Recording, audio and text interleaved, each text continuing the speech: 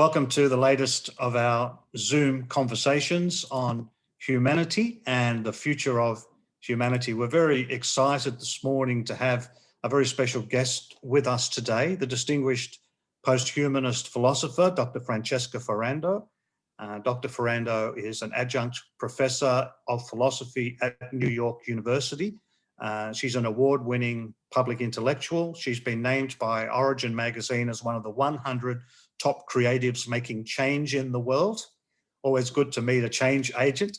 And her most recent book on philosophical posthumanism was published by Bloomsbury in 2019, and we've made you aware of that among our ebook resources for you in this unit. In the preface, there's an interesting recommendation from Rosy Braidotti, who describes the book as, quote, a rapturous departure, the line of flight of a queen bee, which is certainly one of the best book recommendations that I've ever read. So I'm sure you found Francesca's videos, which we have posted in ARC, to be very helpful with her clear explanations of posthumanism, transhumanism, and other related topics. So we're very delighted, Francesca, to have you here, delighted that you've accepted our invitation, and we know you're going to add further value to this unit by participating in our conversation today. A very big welcome to you. Thank you so much, Glenn. Thank you so much, Arseny, for this invitation. I am so honored and joyful to be in this discussion together. And when I read your email, I was like, of course, I mean, always, you know, we're going to come with interesting insights in the conversation together. I am very, very excited, and thank you so much for your beautiful work and for your interest in these topics. That's, you know, it's a great joy to be here. Thank you, that's great. Well, perhaps we could begin by talking about posthumanism and its appeal to you personally. We're looking, of course, at three philosophical approaches to the place of human beings in possible futures: transhumanism, posthumanism, and anti-humanism. You identify as a posthumanist philosopher, but you know a good deal about all of the other perspectives. So could you say a little bit about why posthumanism, why it speaks to you most persuasively as distinct from the other perspectives mentioned? Thank you so much for this question, Glenn, which is a very important question.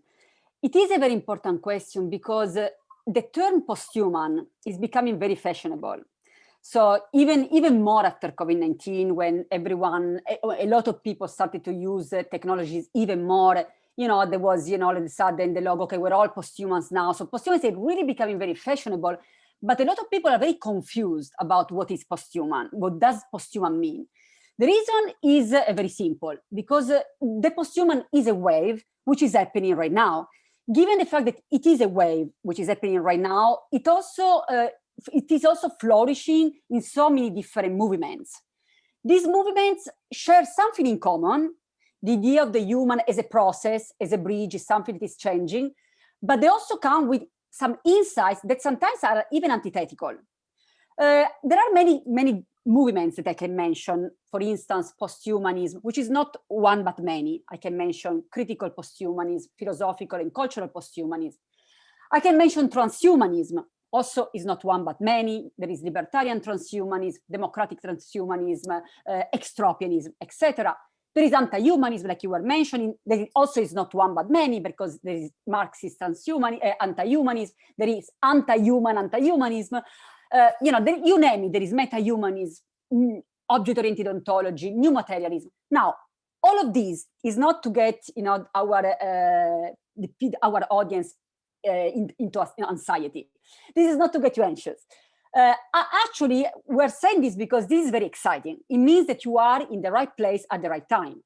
In fact, you are in a wave, in a philosophical wave, or also theological wave that is happening. Of course, if you talk about humanism, now it seems something very simple. Oh, that's who the humanists were.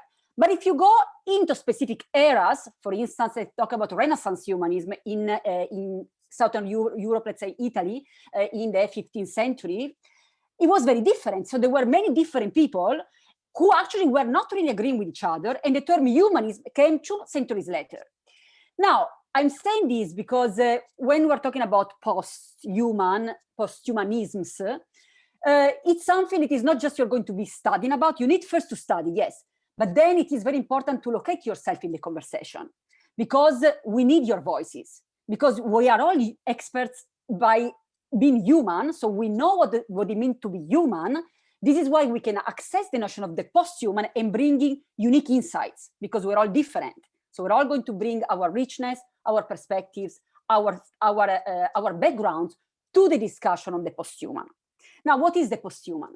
The post-human can be really simplified as asking this question: what does it mean to be human in the 21st century? Now, this question, on some level, can be probably answered by books that were written before us, but no one before us were living in our specific condition. No one before us were living during the Anthropocene. No one before us was living in a situation, in a, let's say, almost in a society in which AI has already taken over on some level, because a lot of people on planet Earth are spending most of their days in front of a computer. Now, this is a unique situation. Of course, people living 1,000 years ago were also living a unique situation. That's why they brought their insights. They were generous enough to think about what does it mean to be human in their era, and they brought their wisdom. And we will always appreciate all the people who wrote before us, because they brought so much richness to our life. And I know that you come in, for instance, from a Christian background. So for you, for instance, the Bible is very important. And we're always going to acknowledge the people who took the time to actually write the Bible.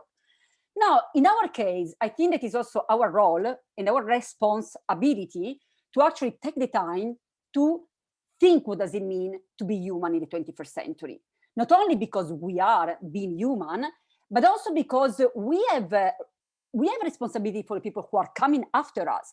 We have responsibility for a planet that we are. We're not just living on a planet, we are the planet. So in that sense, to make it simple, the posthuman is really asking an existential question, which is also theological, which is also scientific, which is also philosophical, is who are we as a species, as individuals, as a society, or as societies? Now, there are different answers to this. I'm going to summarize, like you mentioned, we could say two, or even adding anti-humanism. Let's say the two most known one are on one side transhumanism, and on the other one posthumanism. Anti-humanism is also known, so we're going to mention that as well, but there are other answers as well. We're not going to focus on this in this discussion together because we don't have the time, but let's focus at least on transhumanism, posthumanism, and anti-humanism. Now, transhumanism is very simple in their answers.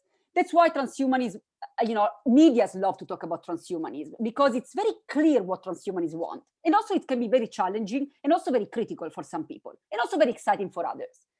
Transhumanism is saying, in the 21st century, the human is being reshaped radically by science and technology. Now, this is not just something technical, this is ontological. Science and technology are changing who we are to the point that they can enhance the human. So the goal of transhumanism is very simple, is enhancing the human. That's why if you look online and if you're interested to connect into a transhumanist community, which is really happening, you're going to find H+, Humanity Plus.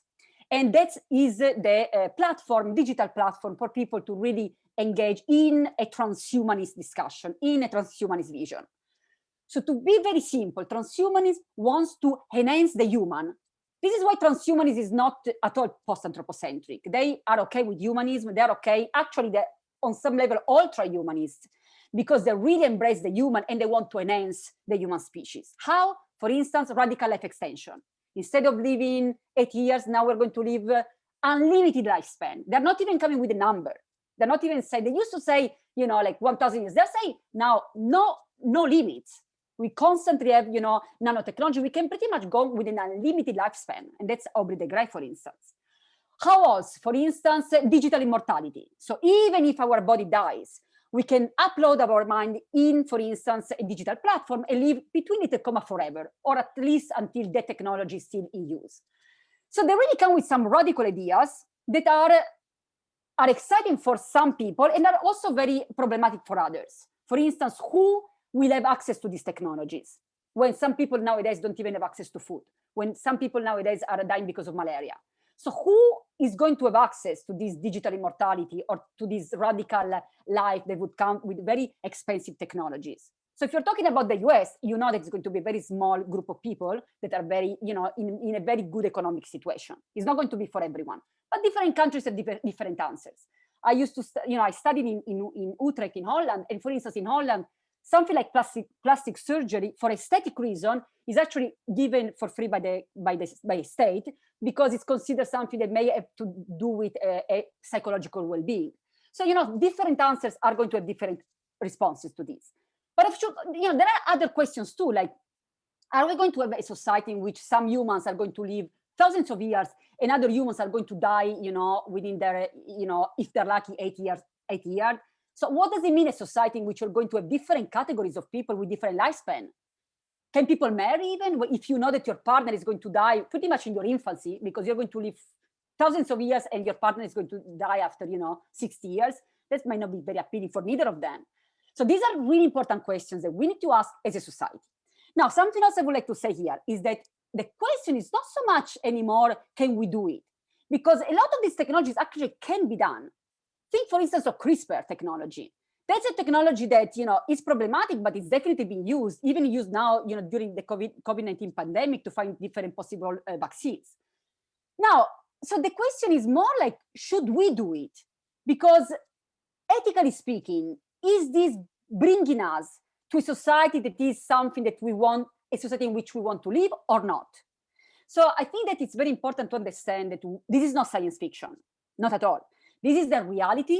Some of these technologies are the past, are even old, but people just don't even know that actually some humans have been already biotechnologically engineered. For instance, the case of Nana and Lulu in China 2 years ago, there was like the first known biotechnological experiment that it's official. We don't know how many other experiments are out there, because ethically speaking, the human genome, it's something that people are, very protective about. So there may be other experiments that we are not aware, because, they don't make the news. So the point is no longer can we do it, but the question is, should we do it?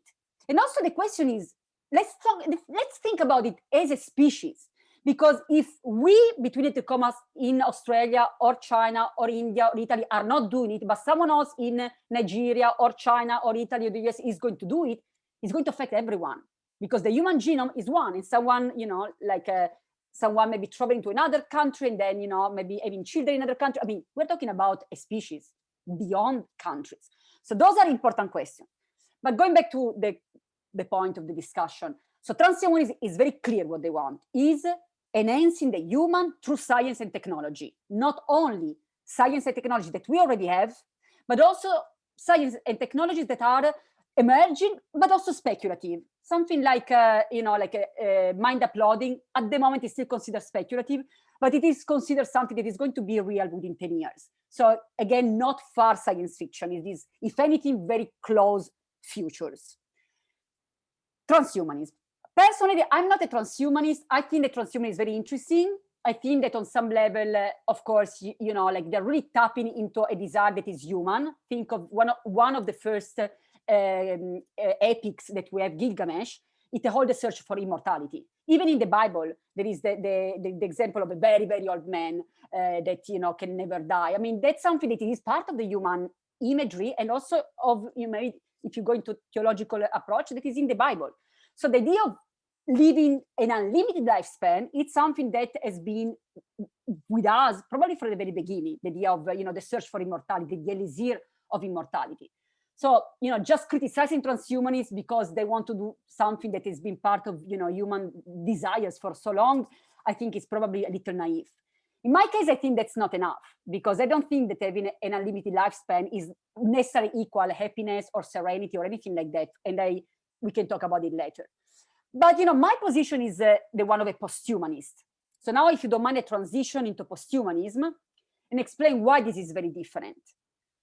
Posthumanism is of course goes into the umbrella term of the posthuman, but it's very, very different from transhumanism. In fact, what posthumanists want is to understand that we are all in this together. We are intraconnected, we are interrelated, not just as humans, but as a planet. And we're very aware of the fact that we are living in the Anthropocene. 6 mass extinction, thousands of species getting extinct every year. Now, this strong ecological awareness doesn't close our interest in technology. So technology is definitely part of the discussion, because if I'm thinking, what does it mean to be human in the 21st centuries, there is no way I can just be blind to technology. I have to bring technology to the conversation, because nowadays there are people who are surviving because of technology. Think of people with pacemaker. My mother is a pacemaker. She's officially cyborg, although she doesn't probably consider herself as such. But we cannot just skip the technological element, because it's literally part of our bodies. So in that sense, humanity from a posthumanist perspective in the 21st century can only be thought in relation to ecology, the earth, the cosmos, if you wish, and technology. Techne also is a way of revealing as what we are. And then the last part that I'm going to mention briefly is anti-humanism. Also, there are many flavors of anti-humanism, and anti-humanism is not an anti-human approach, just to be clear, because an anti-human approach, for instance, about human extinction, is someone who is saying, you know what, humans are really not that great, they can get extinct and some other species can do better. There are some positions like that. There's not anti-humanism in the voice of Michel Foucault or of Marxist philosophers who were inspired by Marx. Now, to summarize anti-humanism is the idea that a specific notion of the human has died. And this is Foucault, 1976. He says, specifically the human of the Enlightenment, that human that is based on the notion of progress, according to which technology can save it all, died with World War II, with the atomic bomb. Once we realize what technology can really be doing, that grandiose idea of the human taking care of existing with technology completely died, according to Foucault. And this is something that kind of go against what we were just saying about transhumanism.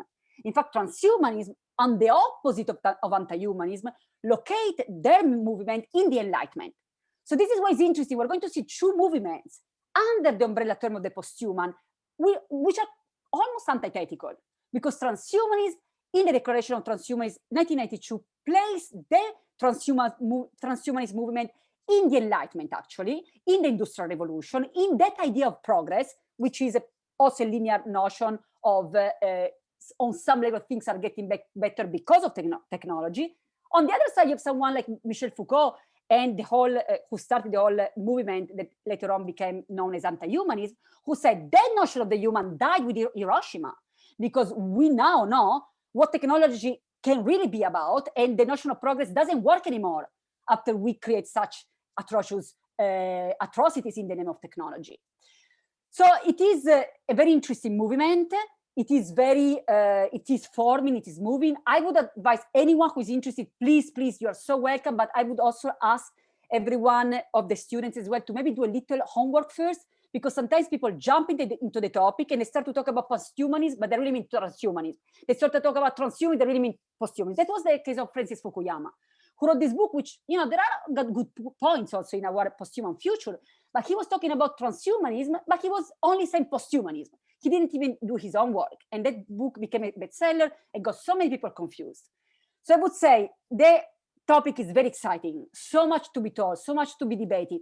But please, everyone, a little bit of homework so that we can have a real conversation instead of, like nonsense of just people insulting each other without even knowing what they're talking about. So I'm so glad that you are, having your students learn about these topics, because we need the conversation and it's very, very exciting. Thank you, Glenn and Arseny. Thank you for that encyclopedic tour through those terms, which was very, very helpful. And it reminds me of a correlation within theology when you talk about the death of the human as understood in the Enlightenment. In theology, there's, of course, arising in the 1960s was the death of God movement, which saw the concepts of God as this aloof, unmoved mover, Plato's God, the unmoved mover who sits in the heavens and moves everything, but is not himself moved by anything else. That concept of an aloof God had to die in the light of Auschwitz. So we have, theologians who have argued that the old arguments about God's existence no longer have any valence. They no longer have any power. You know, Jürgen Moltmann, for example, talks about a crucified God. We have to talk about a God who died. Not that God doesn't exist, which is what it sounds like, that radical language of God died, but that the concept of God, as understood in the Platonic world, as understood in the Enlightenment world, has died. It had to die, and it died on the cross, where a naked, bleeding man who represented God in the person of Jesus Christ was murdered, and something arose out of that. So in the similar way, our concept of God has to arise out of death, you know, existence arising out of non-existence. And the way that Moltmann, for example, plays with this in considering the Jewish Holocaust, where God did not intervene. So how do we believe in God in a post-Holocaust world? So I think there's a correlation there between what you're saying about anti-humanism and movements within theology to think about God in different ways as well. But it's so interesting what you're saying, Glenn. Sorry, this is so interesting. And you know, it's very interesting because I think that there is so much in common with so many, you know, religious movements. I think that my main issue was this idea of, you know, a God separated out there that created us, but, you know, there is no real relation. But, you know, if you're talking about a God that is in everything and it is evolving and changing and moving with us, I mean, of course, I mean, that's, who can debate that? You know, even science, I mean, this is quantum physics in which, you know, like everything is right now is dynamic, is moving and sensitive to each other and understanding and learning from each other. So I think that it's so interesting what you say. And I also think, you know, and then this is also a question for both you and Glenn and Arseny. You know, I think that, you know, also the Bible, there are many interesting points that can teach on some level, some real posthumanist ethics there. There is an issue that I have with Genesis when the idea that the human was created in the image of God. And from here, the whole supremacy of the human was created to the point that we get into the Anthropocene, anthropocentrism, sixth mass extinction. Now there is a whole movement in the church, in different churches, talking about, wait, you know, in the Bible, you can also find the notion of the stewardship of the earth. Pope Francis, from a Catholic tradition, is coming really saying, no, we need to take care of our planet. We are the planet. But, you know, a question for you is like, how do you feel about this interpretation of humans being created in the image of God and being created in having place in a hierarchy that later on became the Scala Naturae, the great chain of being? How do you feel about that interpretation? Yes, there definitely has been a tradition of understanding or understanding the image of God as, in a sense, giving human beings dominion over the planet, dominion over other species. But there is a lot of pushback against that concept now. The image of God is being framed not so much in an authoritarian way, human beings are at the top of the pyramid, therefore we can do whatever we want to do, but rather to think of the image of God as not so much qualities that we possess, such as conscience and reason or will, but rather to think of the image of God as a way of being. So we were given not dominion, but stewardship. And this is, as you've mentioned, Pope Francis, this comes out in Laudato Si, that we're given stewardship over creation, and stewardship is a very different concept to dominion. And there's a burgeoning animal theology movement, which is focusing on the role of animals in divine creation. Within our own theological tradition, which is the Wesleyan theological tradition, there's a lot of interesting stuff in John Wesley about the future of animals. He proposes that just as in the new creation, thinking now eschatologically, of the new world that is coming, just as human beings will be elevated to a more divine-like capacities, so non-human animals will be elevated to, if you like, more human-like capacities, including the capacity of reason and the capacity of speech. So he proposes, and he is speculating, that in this new creation, animals will have the capacity of speech. And of course, the Bible speaks metaphorically, I suppose, of animals and even plants and trees and rocks praying, praising, singing, leaping and dancing before God, so that the whole creation can be seen as an instrument of God's praise. So I think there are reconfigurations of the concept of the image of God that are very helpful in moving away from that dominion concept towards, if you like, a more immanentist approach, where God and human beings and other beings together are engaged in, what existence really means and what it's all about. But I don't know, Arseni, if you would like to add anything there or lead us into the next question. Yeah, maybe just a couple of words on Genesis account. Of course, what we have in Genesis accounts, there are two trajectories.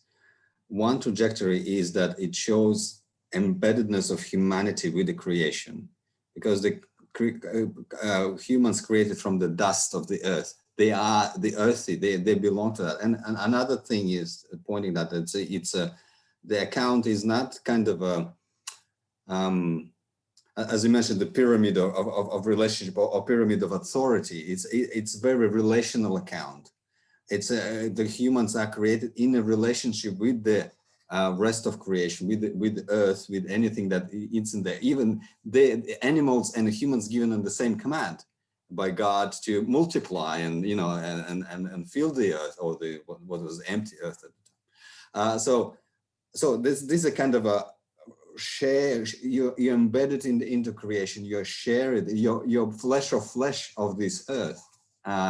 So that's one trajectory, and so you share experience with the rest of animals and created environment. So that's definitely there. Another aspect of that is, of course, that the language of the image of God, and it seems there is that kind of a place of humanity, that the humanity is also in a way different from the rest of creation, but different not in a sense of that dominion, but again, that sense of that what Glenn mentioned, of taking care. But also, it's also the language of image of God is, again, a relational. It talks about the relation with the divine, that the humans have this point, and they have that position of a, let's say, an intermediary. They are representing created order to God and God to created order. So this is kind of a, what we call the covenantal relationship. So the Genesis accounts, they're not about the pyramid of power, but they're more about relationships, and the relationships that are connecting divine to created order to humanity, all in that kind of a relationship with each other. Yeah, that'll be my take on this. Beautiful. Thank you so much for such beautiful answers. Yes, thank you. Well, let's move on in our conversation, Francesca, if you may. And of course, in our university, University of Divinity, we support the Salesian collaborators in Feminist Theologies Network, and this is a part of our strategic goal. As we know, your master's degree was in gender theory, and discussion of gender has been a part of your philosophical work as well. And of course, the introduction of the modern notion of the human was, of course, a male invention, and emerged at the time when the most intellectual discourse in the universities was created and controlled by a man. What do you see as the gendered aspects of posthumanism? What role does feminist theory play in posthumanist discourse? Thank you so much, Arsene, for such a beautiful question. Yes, you're right. I got very interested in feminism when I realized at the age of 18 that all my life I've been studying, reading only male philosophers, artists, everything. And I realized that because I've been writing since a very young age, and at first I was expressing myself in poetry. And I realized that all my poems were written with an I that was male, because in Italian you have the female and male. And I never, necessarily associate myself with a male identity. And I was really curious about that. And I realized that the reason why I was writing with an I that was male is because I only have read until then male everything, philosopher, literature, everything. So I realized that there was a real disharmony in this society as I was experiencing. There was a really unbalanced situation in which some people were treated in a way because of their genders, and others were treated in another way because of their gender, and it was not working for neither of them. Because yes, of course, sexism is brutal, but also to be a man in a patriarchal society is not really fun either. I see, as a mother with young boys, they are given, toys that are guns and knives, and it's like at this point, I almost rather have my daughter getting a doll instead of a knife, because at least she learned to nurture something instead of killing something. So between the two, maybe better being a sexy society than a patriarchal one, that having the patriarchal privilege. No, so it's really not fun for anyone, and I think it's true for all kinds of discriminations. Being white in a white society, it's brutal as well, because you are given a privilege that comes out of a really dirty past. And if you read the accounts of the people who had slaves back, for instance, in the United States, not even long ago, like 100 years ago, they were constantly worried about eating food that was poisoned, because of course their slaves were not really, fond of them, because they were treating them very poorly and killing them. So some of them were actually dying with powder of glass that was, made a very thin dust, so it was not traceable, and they would die in really much pain. So I think that, any society that comes with a really disproportionate imbalance is never going to be fun for none of the people involved. In my case, I was aware of gender at a very young age, because it was very obvious for someone who is aware of existence that something was off. I was raised in Italy, which is a wonderful country, but still very sexist. So I realized that there was something I wanted to study, to learn more in order to change that. Because, I'm aware that everything is constantly changing. I am constantly changing. Society is constantly changing. So, of course, we are actual dynamics that change our society. And then by studying feminism, I realized many things. The first one is that, and this also came a very, very good surprise, that society has not always been patriarchal. And it's also very interesting that, going through Foucault and the idea of society and knowledge as power, I realized that education also became a way to teach you what you're supposed to believe in. And from a gender perspective, it's interesting that we start teaching young children with the level of history, which comes with the beginning of writing, because all before that we have called it between prehistory, which is pretty much 99% of our existence as a species, and I'm not joking. The Paleolithic is 99% of our time on the planet, and that's a very different time. Nomadic life, it was not patriarchal. The majority of figurines were females that are found around. So I realized that, education can become a tool for also dominate the minds of young people. So that's when I realized that I also want to be teaching to also, understand that everything is there for you, but also you need to find your own truth inside of yourself. And that's, I think, that all the mystics, from Christians to, Jewish, to Islam, like all the mysticism, mystic approaches telling you that the final truth you can only find inside. It's not in books, it's not in other people, it's not in professors, it's inside of you. And in that sense, gender kind of brought me there, because I had to see, I knew that what I was experiencing was not the way the society had to be. Now, from a posthumanist perspective, I also must say that feminism, it's kind of the beginning of posthumanism, not so much transhumanism. Actually, transhumanism doesn't actually lack a lot in feminism. But when we're talking about posthumanism, there are two sources that I really need to acknowledge as the genealogy. One is postmodernism, and the other one is feminism. And in feminism, you can think of people like, Donna Haraway, Catherine Hayes. There is a lot to Rosy Braidotti, of course. But at the core of this is the message that, one side knowledge is situated, connected to what I was saying before, and this comes out of feminist epistemology. Sandra Harding, for instance, the idea that any knowledge is situated. And I like this example, and I always bring to my students about angelology. And since you're Bible scholars, it's very interesting for me that, for instance, angels in theology is something that it's studied. But nowadays, if you go to a biological department and you say, I want to study angels, they will say, you need to go to the theological department. But if you go back to the beginning of academia, someone like Thomas Aquinas was actually writing whole books about angels. And they are the beginning of the academic tradition. So knowledge is constantly shifting, because nowadays angels are still considered something relevant in theology, but definitely not in science. When all the beginning of philosophy, these were also scientists.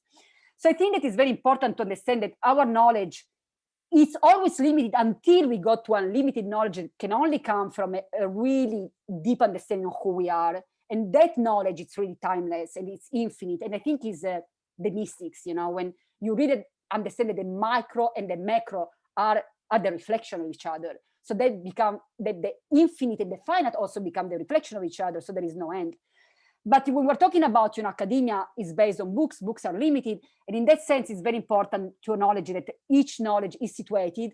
And in that sense, that's, I think, one of the, feminist epistemology is kind of at the core of all the discussion. And of course, also the idea that we are all related, but we're all different. In that sense, intersectional feminism, the appreciation of the difference, because for so many centuries, there was one subject who was talking for everyone. And the subject was male, was white, was heterosexual, was probably coming from a good family, otherwise they could not know how to write and study, because they would be probably working in fields if you didn't have the money to study. And they were probably able, because if they were any type of disease, they would not be able to go to universities. So this was very limited view, but these people were talking for everyone. Now, that's why someone like Hegel, all the philosophers, pretty much until very recently, are all sexist and all racist. But it's not a surprise, it's not to judge them. They brought a lot of insights to all of us, and we're always going to be grateful. But they also acknowledge something of their era, that who got the chance to arrive to university, there was a very small group of people. And they, of course, came from a specific perspective. The only thing that, they should have acknowledged is that they were talking for everyone, but they were not really talking for everyone. They were talking from their own perspective, their own experience. So the 70s come with feminism and critical race studies and GLBTQ, and you added, movement and indigenous studies. Everyone say, wait a second, but this doesn't describe me. Oh, post-colonial study. Well, doesn't describe me. Let the subaltern talk, and this is Gayatri Spivak from a post-colonial perspective. So all these people say, okay, this is all interesting, but you're not talking about me, although you're supposed to be talking about me. Actually, this is not very interesting. This is pretty offensive as well, because usually these people were talking about all these other people as the other, which is the manus, which is, all these, plethora of differentiation, which was usually considered the difference from the universal subject, which was this, univoc, subject, which was very limited, as we mentioned, male, white, hetero, able, coming from a, good economic, or not, from a not say good, but from an economic perspective that was based on money. Otherwise, like you would be working. So that's, it's, for me, it's also important not to be caught in the play of revenge, because revenge is distasteful to anyone. The one playing, the one who are, full of anger, and also the one who get the revenge. It's not a fun game. So I'm not here to blame anyone, but it's also very important that if we want to be loyal, understand who we really are. I can say that I'm the best of the best, but I'm sure you would not agree with me. So, we can say whatever we want in our mind, but the reality is something else. The reality is different. So in that sense, there are many ways to be aware of who we really are. You coming from a Christian perspective, I'm sure that you can mention prayers. People coming from Buddhism can mention meditation. People coming from academia can mention studying. All these approaches are some good tools. Depending on the person, some might resonate more than others. But I would say the most important thing is to be really, really sincere with yourself and with your spatio-temporal, embodied, cognitive, spiritual location in who you are. And really understand that you don't need to be better than others, because you are constantly living through others. We come from other bodies. We always need others to talk with each other, to grow food, to share technologies, to survive. So this idea that I need to be better than others, it's really a flawed understanding of existence. It only brings you in a bad situation in life. So, I think that we can all learn from all these sexist and racist philosophers who came before us, understanding their limits and understanding that we don't have to go in the same path, and we can open new paths of existence, new archetypes. Thank you so much for that.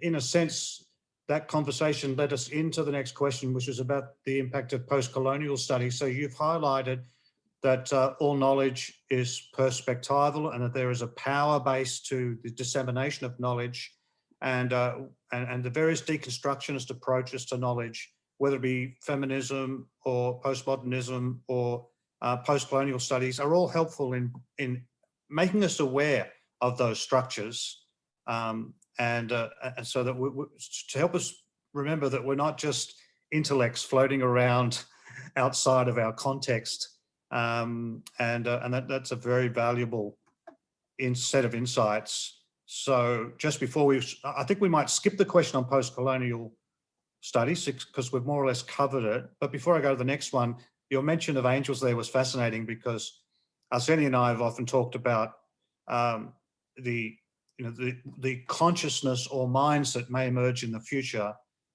in machines. And you mentioned earlier the possibility of uploading of consciousness into a computer and so forth. And Christians are often nervous about that because they think, well, there's a stark difference between the human mind, which is something precious that can only be within a human being and could never be shared with others. But that's a very modern point of view, because when we look at pre-modern peoples, animals had spirits. Animals, you look even in the Bible, there's a talking snake, there's a talking donkey, and there are angels who are not human. Angels are not humans, but they have consciousness, they have mind. And there is communication between human beings and angels. And there are some sort of flagged concerns in the Bible about that sort of communication. But I mean, God is not a human being. I mean, in the Christian doctrine of the incarnation, God became a human being in the person of Jesus Christ. But God, in essence, is a non-human being. And so the idea that there are minds other than human is a pre-modern, and if you like, a postmodern idea, more than a modern one. But because we're so stuck in modernist perspectives, we struggle with the idea that a computer might develop a mind or a consciousness. We're stuck in talking about the capacity for a human being to communicate with a computer, but we're nearly at the point where computers will communicate with other computers, asking questions about what a human being is. So I think there's a lot of fascinating things to think about there. And your reference to angelology as once having been part of the university curriculum, I think touches upon that. But let me move into a more theological question, and that is the question of the post-human divine.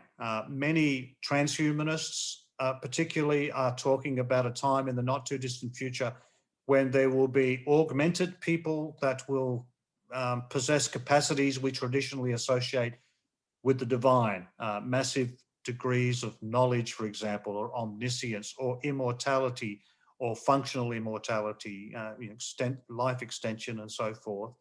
And this sometimes makes theologians nervous. One of the very basic principles of theological discourse has been that there is an infinite qualitative difference or distance between God and the rest and creation. So God is a being who is, in a sense, outside of creation, who brings creation forth. And to threaten that transcendence by introducing the idea of any aspect of creation, human or otherwise, becoming godlike or becoming God or becoming even a small g God, makes people very, very nervous. So I wonder if you would reflect with us about the concept of the post-human divine. What is meant by that? Are we becoming gods, albeit small g gods? And what are the range of reflections about this whole topic that are out there? I love all your insights. I love your questions, and of course, I want to answer the one about the posthuman divine. First, can I ask you and Glenn and Arsenia a question? Do you mind? Because I really, very interesting what you said. And this is my question, which is also, connected, if you want, to the theological objection that Alan Turing talks in his Can Machine Think, in his Machine Intelligence paper, 1950. So the idea is that, you mentioned that a lot of Christians are a little uneasy about the idea, for instance, of mind uploading and machines becoming intelligent. And also, some people say, well, machines can never have a soul. But if we're talking about, in the Christian tradition at least, a God who is, who has all the powers and who is the creator, if something like this do manifest, isn't that a creation of God?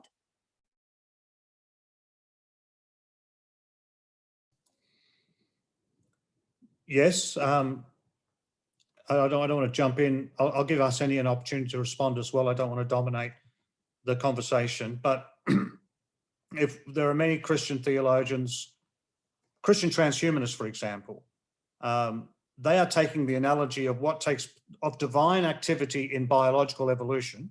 Only the most extreme conservative and fundamentalist Christians would reject the theory of evolution now. Most theologians accept that evolution is a reality, and they look for divine action within the evolutionary process within the biological sphere. So many theologians are thinking about technology in precisely the same way. Are not technological inventions the result of divine activity? And so Arseni is working on a paper actually for our book at the moment. Perhaps he'll say something about that in a moment, about technology in the Bible, the way biblical texts talk about certain technologies, for example, metalsmithing, as something given by God to certain peoples in the Bible. They are the ones who had the power to do metallurgy, and God gave them that power. So this is a positive understanding of technology as something divinely given. So many theologians are now beginning to think about technological advancement as a space or a place for divine activity and for the evolution, not only of species, but the evolution of the universe, if you like, in a technological direction. So yes, they would see any kind of intelligent machine that might emerge as part of divine action, and they would see our role as human beings to participate with God in that divine action, understanding that any divine action of a God who is a God of love is always going to contribute to flourishing, human flourishing, flourishing of the planet, flourishing of all beings and of all existences. Now, of course, the challenge, of course, is for us to answer the question, the ethical question, will this particular piece of tech contribute to that human flourishing? Can we see divine activity in this particular development in technology? Or do we see something more akin to the Tower of Babel, a tower that was built to reach the heavens, which God judged because it was an expression of human pride? So that is the real challenge. To what extent does technology represent participation in divine activity, leading to flourishing? And to what extent can technology be seen as having a demonic element of human pride that pushes against divine activity? So I think they're the range of options there. But Arseni, would you like to comment from a biblical point of view on technology? Because I think it's something you have thought about. Yeah, I'm just in initial stages of that, so I can't comment lots of it. But I think the idea of creating a machine intelligence, and particularly maybe perhaps the concern is about super intelligence, and that's what the thing that we won't be able to control. And that's what it's not only a scary thing for Christians, it's actually scary things for other philosophers. And I think Bernstrom was exploring that as well. But I think for me, what is interesting here, if you talk about the idea of imago Dei, or the image of God, human being as the image of God, what we see sometimes that the humans create also in their own image. And so that's the kind of idea. So there's a reflection of reflection of reflection. But one of the problems, I suppose, if you're creating an image and appearance of consciousness, are we creating machines that are image of us? If it's an image of us, then are we programming some mistakes into that? Are there going to be an image of a flawed creator, as we so if in the Christian tradition, of course, we say that God is a kind of a perfect creator. What he created this world, and again going back to Genesis, he said it is good, and so this is a good world, this is a good creation, this is but of course in the Christian tradition we have that the humanity having a, and then maybe there's a part of departure maybe with some of the other anthropologies, that they see that the humanity is having a struggling internally. There's a flaw, some sort of a flaw that prevents us to kind of reach that flourishing. And so if we create those machines, are we going to create in our own image? Are they going to reflect? Are they going to be divine, or are they going to be reflect just us, or other version of us, or flawed version of their creator? Are there going to be mistakes in their code because we can't do it? Or of course, when we reach the opportunity, when the machines can create machines, that's a bit different story. And that's what they can, the issue of super intelligence here and kicks in. But at this stage, what we see in terms of software development. And sometimes in our courses, we compare the software and hardware to body and soul distinction that we have in Christian theology. So if you're creating a software, and of course it has bugs because of, we can't, you know, as a humans, we have this, we're not omniscient in that sense, but in next stage, that would be a more kind of a concern there, I suppose. But the questions about how we can we learn from the previous generation, the Christian traditions, how we can interact with non-human minds? What insights can bring? That these are the interesting issues, I suppose. That would be my kind of a response to that. That is so interesting. Thank you so much, both of you. And you know, of course, and then I promise I go to the posthuman divine, but of course, the other side of it is also the soul. You know, so this is Alan Turing in the Theological Objection. And he says, well, according to some, he was based in England, so it was mostly Christian criticism. God gave a soul only to humans. And he said, well, you know, according to some Christian, not even animals have souls. For instance, Descartes, according to whom animals were like machines. But he said, but if God is all that powerful, God could give a soul to a machine. So that's also, it's interesting, the idea that if we're going to have conscious machines, I mean, if someone comes from a Christian perspective, I think that probably we would have to acknowledge the fact that maybe God gave a machine a soul or not. Personally, I don't have a problem with that. We had a debate recently with a colleague of mine. If a robot prays, will God hear the prayer? Well, it's not a brainer for me. I'm sure God will hear the robot's prayer. But there's an interesting discussion. Yeah. Anyway, maybe Glenn can. Sorry, can I push it one more step? Because, okay, this was a conversation in 2016. So can imagine 5 years ago, and it's still in my mind. So this is a very, very interesting theologian who is based at the Vatican City, and he's also a Catholic priest, very intelligent philosopher of technology as well. So we're talking about, conscious robots, and he said, well, the issue, from a Christian perspective is that, a robot cannot enter paradise. And, this point stick with me because, like, if, for instance, in the case of a conscious robot, like you said, maybe a robot praying. So do you think that some non-humans, because he said that if you stay strictly with the Bible, only humans can enter paradise. But then what about non-human animals and other beings that are not human? So you think that, if you think of a paradise also of a location outside of our state of being right now, like we should be already in a heavenly place if we are good with each other and, if we are in a good relation with the divine. But if you also believe, in idea of like afterlife, and if there is a place in the afterlife, from a Christian perspective, would this place only be for humans?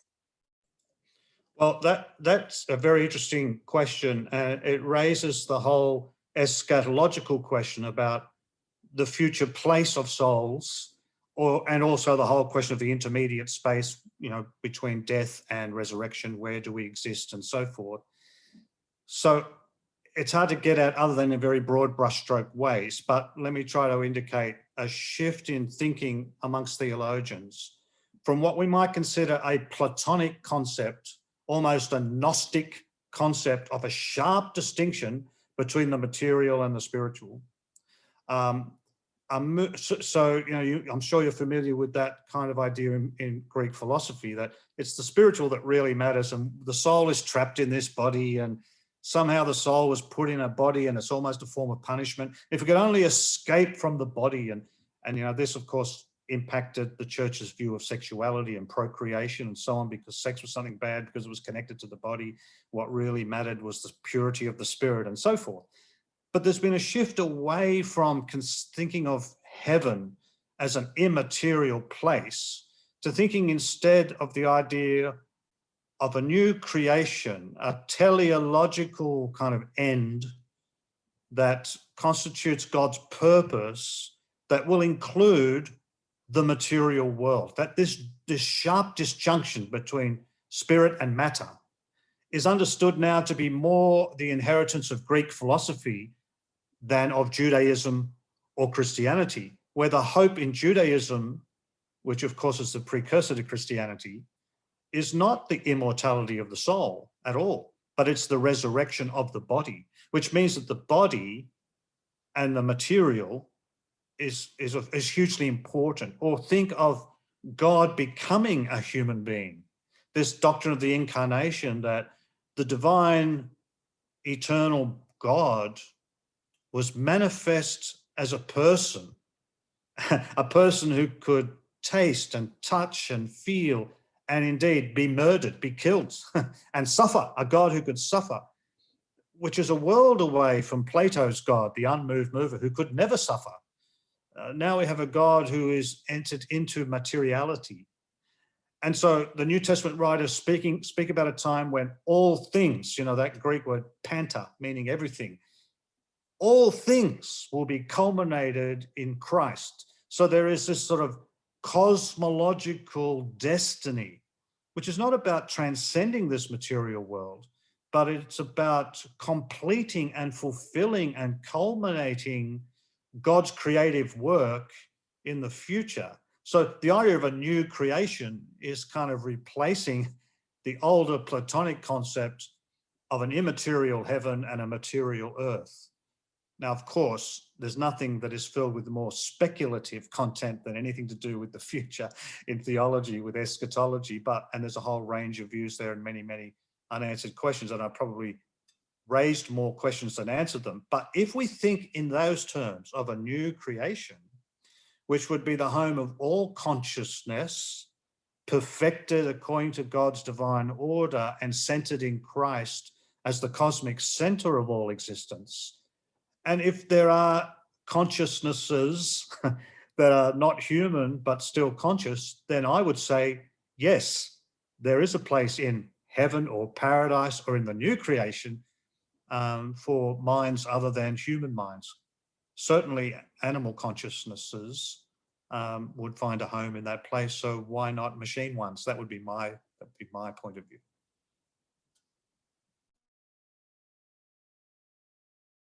Yeah, this is so interesting. Thank you so much, for taking the time to talk about this. It's it's a question that I understand it was a perspective, but it didn't feel like maybe the final answer that to paradise only humans could go.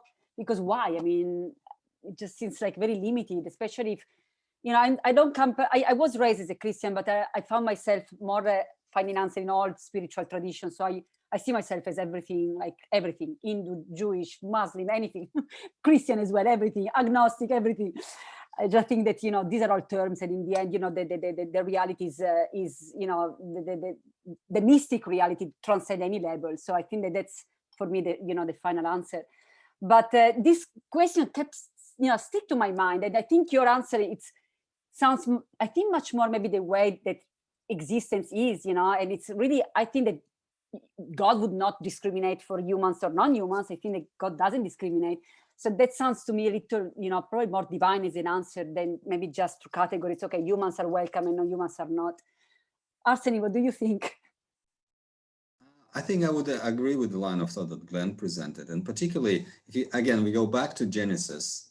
So in the beginning of the Bible, you have God created heaven and earth. When you go, there is a bookmark at the end of the Bible in the book of Revelation, and that's what Glenn mentioned. There's this vision of a new heaven and new earth. So this is a kind of renewal of creation. So this is a kind of what we see as a not distinction between soul and the body, the earth, and it is a renewal of all things. And so, because in the beginning God said, what is created is good. And so in the end, it's not, when we think about Revelation, we think about destruction of something, so at the end of the world, and that's it, it's all burned. But actually, the book of Revelation is the opposite of it. It's the book of hope. And the hope is that in the end of things, that the world that was created once will be renewed. And that's the kind of, that's what Glenn was saying, there's a teleological purpose. There is the moment of flourishing for all of created order. Whatever it looks like, it's hard to tell, but it's definitely that Christian idea of resurrection is about, it's not about escaping this world and living in a paradise. Resurrection is actually, you will be alive in this material form.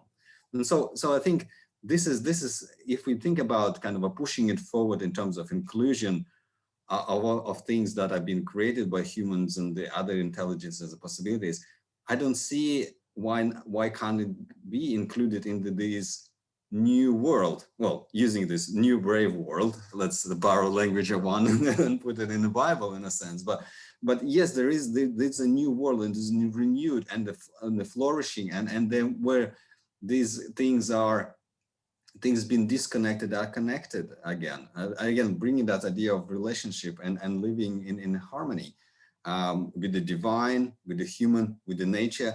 And this is actually biblical vision, because of these ideas of that material world is important to God, and the God created the material world, and at the end of things renew it, and whatever within this world will be renewed. So I think inclusion of robots into that in that vision of future is not far-fetched, well, to me. So I would agree with Glenn if we think about that. So there is room for robots and other things in the future.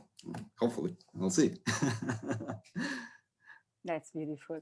And it's funny, like I'm a human, but I saw myself in, like is a hypothetical future of me being maybe a conscious robot. Listening to you, I felt very good. I can go to paradise. That's good. I'm sure you'll be there, Francesca. Thank you, Glenn. I really appreciate your comment. Should we go then from here, from paradise and from your kind comments to the posthuman divine? What do you think? All right. Please. Well, I would like to say that a notion that really helped me understand maybe how I personally, talking also from a personal perspective, and then I connect to the philosophical answer. But from a personal perspective, going from a theological perspective, I like in Hinduism the notion of Brahman and Atman being the same, which is pretty much also in the Bible, Jesus said like the God is within you, you can find already inside of you. So the idea that on some level we are already divine, and if you want to look at the Christian tradition, if we are created in the image of God, and this is also a take of Pico della Mirandola from the Renaissance humanism, which was all about, okay, but if we are created by God, we are also divine, we're also sparks of the divine. And in fact, all the Renaissance humanists, they were all Christians, although they had some issues with the church at the time because they had much more of an open ideas about Christianity. Now, if you go from other traditions, for instance, Buddhism, the enlightenment is not something that is going to come after life. It's something that you can reach right now. And this is also, in many Christian traditions. You mentioned, for instance, Gnosticism. That's also a tradition in which you say that Christ is within you, is not outside of you. And that's also, Sophia is wisdom, is the enlightenment. So you see a lot of parallels here. In that sense, one answer, are we going to become divine? Some people will say, well, we can already be divine in the way we exist, in the way we live our lives. And you can think in the Christian tradition of saints or mystics, on some level, they already were completely connected to the divine. In that sense, they were already divine. So I think that, and that's also my own, let's say, skepticism about these biotechnologies. I'm not against them. I think that we're already biotechnological, because if you think of ancient Romans, for instance, they would die around 30-year-old. If you were 40, you were considered old. 50, you were considered really old. Nowadays, someone who is 50 is considered pretty much young. And nowadays, people die, in some developed countries around 80. Japan goes into the 90s. And then, like in the close future, that number can be even higher. So on some level, we're already on some level transhumanist, because our lifespan has already doubled in not even so much time. Like even, like 2000 years from the Romans, we have almost tripled our lifespan. So in that sense, it's not that I am necessarily against the biotechnologies that the transhumanists are so much in favor. I simply am a little skeptical in the sense that they're not going to bring any final happiness. They're not going to bring any final answer. And it's interesting because I know I teach these topics at NYU. And at first, when I started to teach these, I thought that my students were going to be very excited about some of the technologies that transhumanism is into. For instance, radical life extension. But now it's many years of teaching this, and radical life extension is something that most students are really not excited about. And, you have to consider, that these are students who already work so hard to get into NYU. They know already how competitive is life, and they say, it's okay, 8 years now. An unlimited lifespan like this, no way. I say, like, I don't want to live forever. Like, it's good to have, an end to this. And it made me really think, because the idea, that immortality is something that everyone wants. I also think of my grandmother. She was very Christian, very devoted. And, this is when she was already older. She had a very rough, this was like rural Italy. She had, her mother died when she was a child. Her father died when she was 16. A tough life. Her son died for no reason. I mean, today, he would not die of disease that today was easily solved. And, when I would say, this is now she in her 70s to close to 80s. And she would say, when I die, if God asked me if I want to live again, she said, no way. She would say, like, I said, no way to God. And she was serious, she would laugh, she was serious about it. So I think that we assume that everyone wants to live forever, thinking that that's happiness itself. But then if you look at the life of real people, a lot of people don't really think that this life is so great that they want to live forever. I think that if you think that this life is so great, you already know how to live the life very fully. So personally, I am happy about being alive. I am happy with my life. I don't need to live forever because I think that, I don't even believe in death. I think that everything is constantly transforming. So although I don't necessarily believe in hell or paradise, I think that hell and paradise are already here the way we live our life.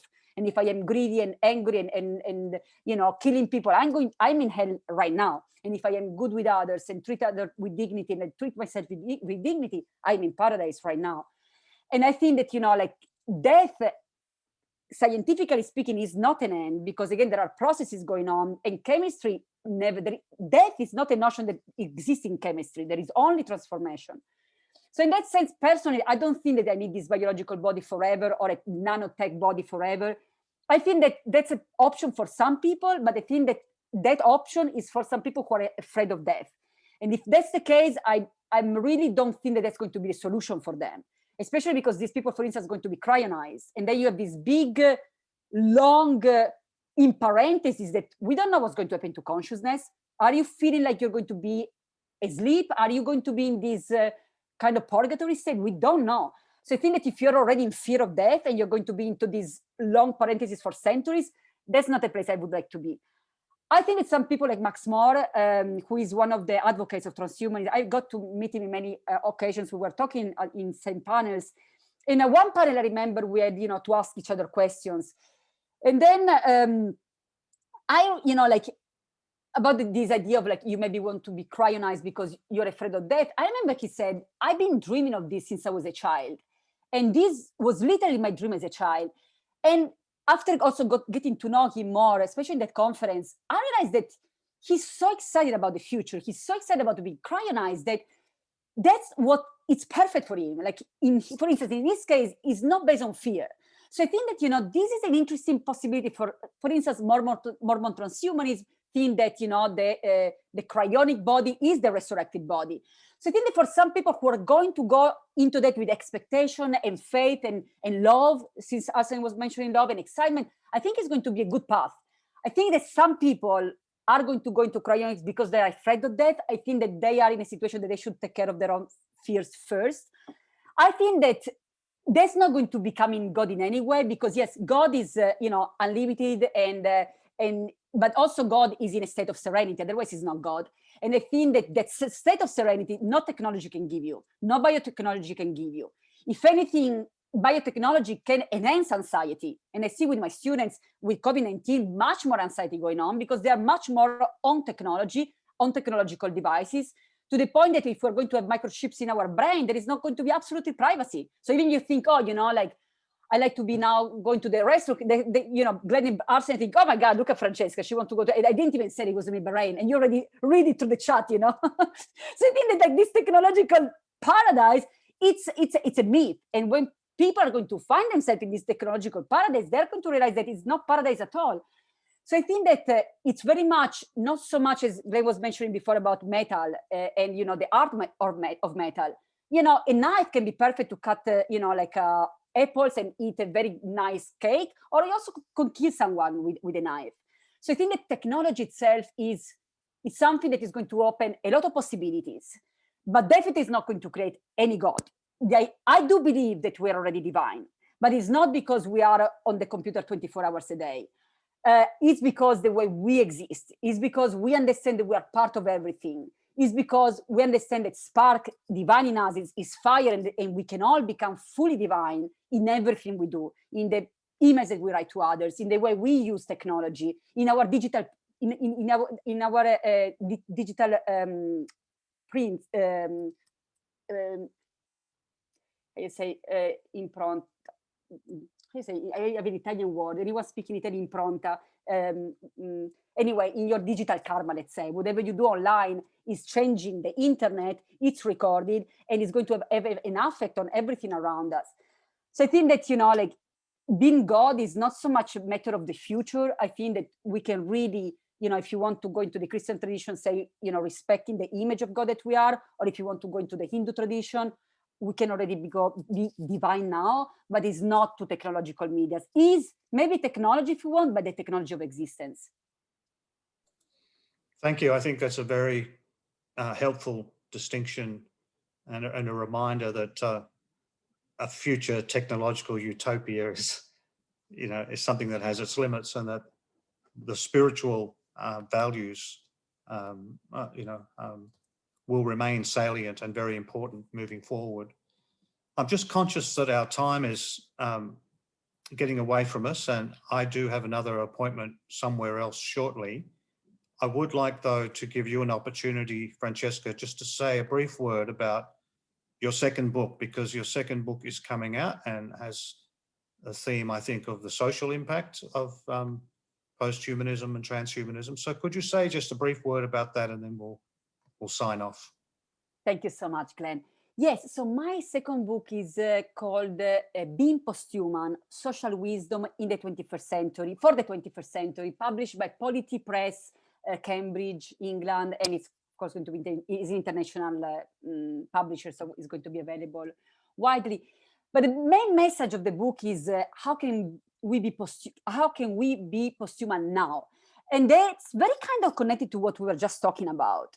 So the idea is that, especially as we were mentioning after COVID-19, we really realized that, we can have all this theory, but if we die tomorrow, none of this theory is going to really matter.